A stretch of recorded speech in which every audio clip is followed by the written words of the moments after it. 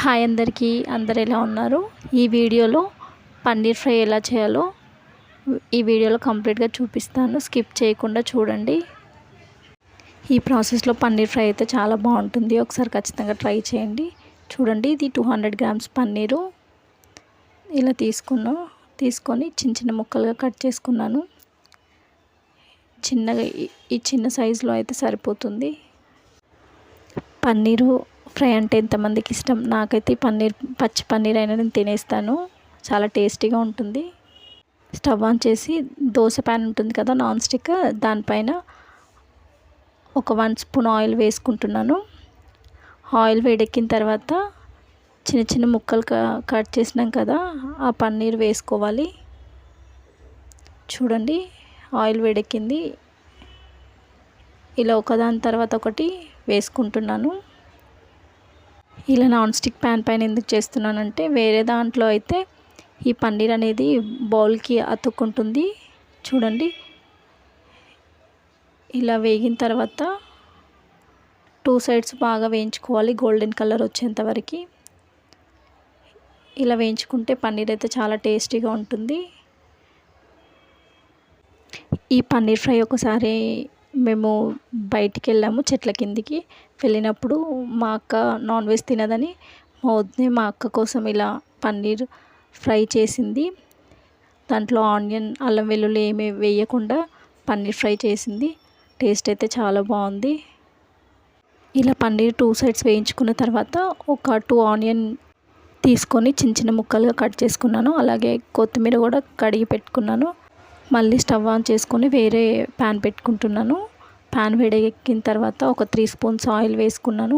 Oil వేడెక్కిన తర్వాత చూడండి, ఆనియన్ కట్ చేసి పెట్టుకున్నాను కదా, అవి వేసుకుంటున్నాను. హై ఫ్లేమ్లో వేయించుకోవాలి. మనకు ఆనియన్ అనేది మంచిగా వేగుతుంది. యాక్చువల్గా ఇది నాన్ స్టిక్, నేను వాడి దీన్ని నార్మల్ పాత్రగా చేసేసాను. ఒక 3 ఇయర్స్ అయితే నాన్ స్టిక్గా మంచిగా యూజ్ అయింది. ఇప్పుడైతే ఇది నార్మల్ పాత్రగా అయిపోయింది. మన ఇంట్లో ఉండే ప్రతి వస్తువు గురించి మనకి ఏదో ఒక గుర్తు అయితే ఖచ్చితంగా ఉంటుంది. ఇదైతే మా పెళ్ళికి గిఫ్ట్గా ఇచ్చారు. ఇలా ఆనియన్ వేగిన తర్వాత మనం కొత్తిమీర వేసుకొని కొత్తిమీర కూడా బాగా వేయించుకోవాలి. చూడండి, స్లిమ్లో పెట్టి ఒక 2-3 మినిట్స్ అలా మూత పెట్టుకున్నాను. చూడండి, ఆనియన్ వేగింది, గోల్డెన్ కలర్ లాగా చేంజ్ అయింది కదా.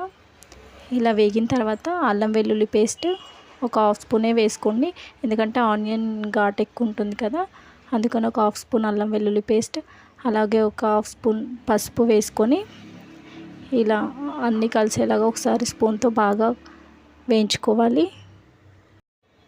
ఇలా ఒక 1 మినిట్ అటు ఇటు వేయించుకున్న తర్వాత చూడండి, అల్లం వెల్లుల్లి పేస్ట్ కూడా వేగింది కదా. మనకి రుచికి తగిన కారం అలాగే ఉప్పు వేసుకొని ఇలా మళ్ళీ ఒకసారి అంతా కలిసేలాగా బాగా కలుపుకోవాలి. మనకి పన్నీర్ ఫ్రై అయితే చాలా బాగుంటుంది. చపాతీలోకైనా రైస్లోకి అయితే టేస్ట్ అయితే చాలా బాగుంటుంది. ఒకసారి ట్రై చేయండి. ఎలా ఉందో నాకు కామెంట్ బాక్స్లో కామెంట్ కూడా చేయండి ఖచ్చితంగా. ఇలా వేయించుకున్న తర్వాత ఒక 1/2 స్పూన్ మసాలా వేసుకోవాలి. మసాలా వేసుకొని మళ్ళీ ఒక 2-3 మినిట్స్ అలా వేయించుకొని మనం ఆల్రెడీ పన్నీర్ వేయించి పెట్టుకున్నాం కదా, ఆ పన్నీర్ ముక్కలు ఇందులో వేసుకోవాలి. చూడండి, ఇలా వేసుకున్న తర్వాత పన్నీరు అలాగే ఈ ఆనియన్ కారం అంతా కలిసేలాగా స్పూన్తో బాగా కలుపుకోవాలి. ఇలా కలుపుకుంటే ఉప్పు కారం అనేది పన్నీర్కి బాగా పడుతుంది. ఇలా కలుపుకున్న తర్వాత ఒక 2-3 మినిట్స్ అలా మూత పెట్టుకున్నాను. అంతే అండి, పన్నీర్ కర్రీ రెడీ అయిపోతుంది. ఫస్ట్ టైం నా ఛానల్ చూసేవాళ్ళు ప్లీజ్